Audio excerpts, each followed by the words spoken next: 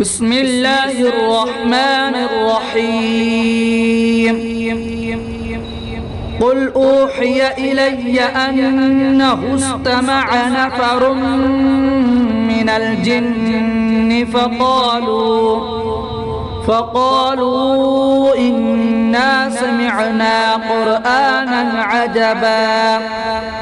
يهدي إلى الرشد فآمنا به ولن نشرك بربنا أحدا وأنه تعالى جد ربنا ما اتخذ صاحبة ولا ولدا وأنه كان يقول سفيهنا على الله شططا وأنا ظننا أن لن تقول الإنس والجن على الله كذبا وأنه كان رجال من الإنس يعوذون برجال من الجن فزادوهم رهقا وأنهم ظنوا كما ظننتم أن لن يبعث الله أحدا وأنا لمسنا السماء فوجدناها ملئت حرسا شديدا وشهبا وأنا كنا نقعد منها مقاعد للسمع فمن يستمع الآن يجد له شهابا رصدا وأنا لا ندري أشر أريد بمن في الأرض أم أراد بهم ربهم رشدا وأنا منا الصالحون ومنا دون ذلك كنا طرائق قددا وأنا ظننا أن لن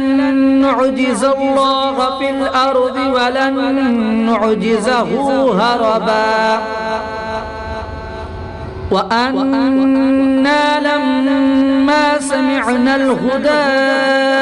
آمنا به فمن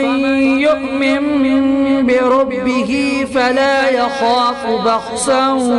ولا رهقا وأنا منا المسلمون ومنا القاسطون فمن أسلم فأولئك تحروا رشدا وأما القاسطون فكانوا لجهنم حطبا وأن لو استقاموا على الطريقة لأسقيناهم ماء غدقا لنفتنهم فيه ومن يعرض عن ذكر ربه يسلكه عذابا صعدا وأن المساجد لله فلا تدعوا مع الله أحدا وأنه لما قام عبد الله يدعوه كادوا يكونون عليه لبدا قل إنما أدعو ربي ولا أشرك به أحدا قل إني لا أملك لكم ضرا ولا رشدا قل إني لن يجيرني من الله أحد ولن أجد من دونه ملتحدا إلا بلاغا من الله ورسالاته ومن يعص الله ورسوله فإن له نار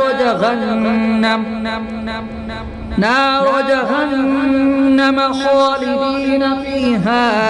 أبدا حتى إذا رأوا ما يوعدون فسيعلمون من أضعف ناصرا